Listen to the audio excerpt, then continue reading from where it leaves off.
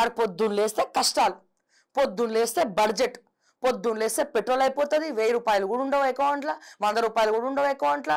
వాళ్ళు హాస్పిటల్కి పోదామంటే గవర్నమెంట్ దవాఖానలకు పోతేనేమో అక్కడ ఇష్టం వచ్చాడు, అసలు భయంకరంగా ఉంటుంది. ఒక బాత్రూమ్ క్లీన్ ఉండదు, ఆ హాస్పిటల్ అనే విచ్చలవిడిగా దోమలు ఉంటాయి, అక్కడ ఏం అప్డేటెడ్ వర్షన్ ఉండదు. కొన్ని కార్పొరేట్కి పోదామంటే బిల్లులు వేస్తారు, ఆ బిల్లులతో పాటు ఎవరి కిడ్నీ అమ్ముకుంటాడో ఏం తెలియదు.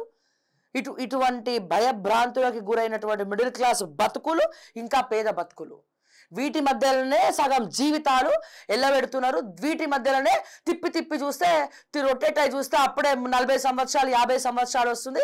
ఇంకేముంది, ఇంకా 20 సంవత్సరాలు ఎట్లనో ఎల్లదీస్తే అయిపోతుందిరా నాయన అని చెప్పుకొని ఆ చితికిపోయిన బతుకులతోటి ఇంకా కులాల గురించి ఆలోచించే సమయం ఉందా?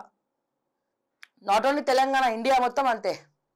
ఇండియా ఎందుకు డెవలప్ అవుతలేదు ఇంకా అంటే ఈ కులాల మధ్యలోనే ఆగిపోయినాం. పక్క దేశం వాళ్ళు ఇక్కడ మన ఇండియన్సే పక్క దేశానికి పోయి కనిపెడుతుర్రు, కానీ ఇండియాలో ఉన్న వాళ్ళు ఏం కనిపెడుతుండ్రా నాయన అంటే కులాలు కనిపెడుతున్నారు. మనం కనిపెట్టేది ఏంది?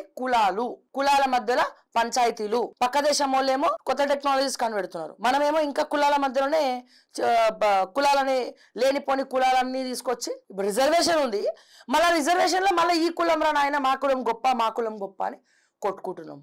ఆ కొట్టుకునే వాళ్ళు ఎప్పుడు అట్లనే ఉంటారు, దాని గురించి ఆలోచించేటోళ్ళు.